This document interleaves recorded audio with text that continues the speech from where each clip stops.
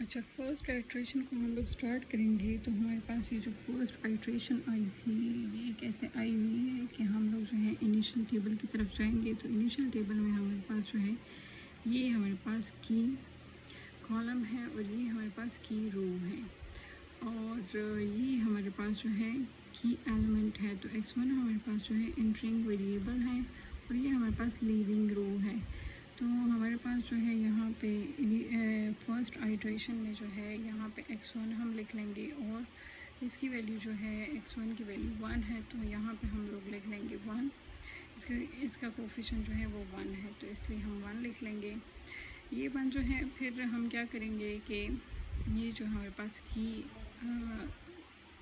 Column value है, जो हमारे पास की वैल्यू है, इसी की एलिमेंट है, उसी पे ही हम लोग सारे रो को डिवाइड कर लेंगे। तो इसलिए हमारे पास जो है -2 डिवाइडेड बाय -2 से 1 आएगा, 1 डिवाइडेड बाय -2 से -1/2 आएगा, -1 डिवाइडेड बाय -2 तो हमारे पास 1/2 आएगा। इस तरह से 1 डिवाइडेड बाय -2 से -1/2 आएगा, 0 डिवाइडेड बाय -2 से 0 आएगा। इस तरह से 0 डिवाइडेड बाय -2 से 0 आएगा, और -4 डिवाइडेड बाय -2 तो हमारे पास आता है 2।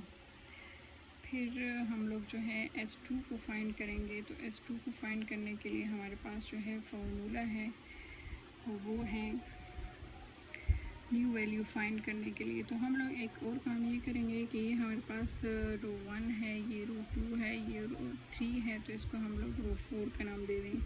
ये जो हमारे पास न्यू वैल्यूज़ आई हैं, तो हम लोग जो है क्या कर लेंगे कि न्यू वैल्यू यानी कि R5 फाइंड करने के लिए, रो 5 को फाइंड करने के लिए हम लोग जो है S2 लिख लेंगे, और उसका कोफिशिएंट जो है वो 0 है, तो हम उसी तरह से ही 0 लिख लेंगे। ठीक है, तो न्यू वैल्यू फाइंड करने के लिए हमारे पास फॉर्मूला क्या है कि new value is equal to, या रो 5 फाइंड करने के लिए हम लोग क्या करेंगे, ओल्ड वैल्यू माइनस की column value multiply by R4।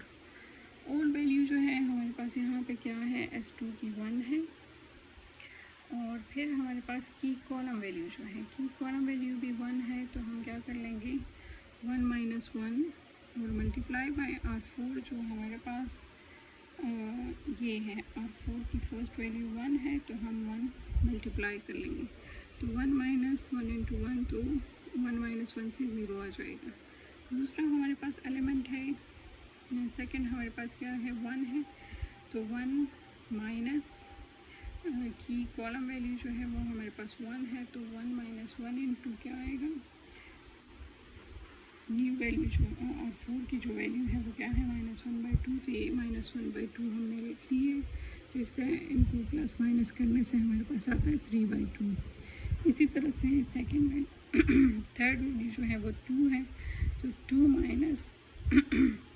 1 multiply by 1/2, तो हमारे पास जो है ये इससे आंसर आता है 3/2। इसी तरह से 0 - 1 मल्टीप्लाई बाय -1/2। इसी तरह से 1 - 1 मल्टीप्लाई बाय 0 आ जाएगा, और फिर 0 - 1 इंटू 0 आ जाएगा, और इस तरह से 8 - 1 इंटू 2 आ जाएगा। तो ये सारा का सारा यहाँ पे सॉल्व है। इसको सॉल्व करें तो ये सारी वैल्यूज़ हमारे पास आती हैं, ये हम लिख लेंगे। फिर इसके बाद जो है हमारे पास क्या आता है, थर्ड, ये जो रो 6 फाइंड करने के लिए, रो 6 को फाइंड करने के लिए हमारे पास वही S3 होगा, और S3 का कोफिशिएंट जो है वो 0 है, तो 0 माइनस की कॉलम वैल्यू जो है वो हमारे पास 0 ही है, तो 0 - 0 इंटू 1, तो क्या आता है वो हमारे पास आता है 0। इसी तरह से -1 इंटू -1 - 0 इंटू -1/2। जैसे कि यहाँ पे ये मैंने सारी वैल्यूज़ लिखी हुई है, इस तरह से हम फाइंड करेंगे। इसी तरह से 1 - 0 इंटू 1/2 -1/2, और इसको फाइंड करने से हमारे पास आता है 0।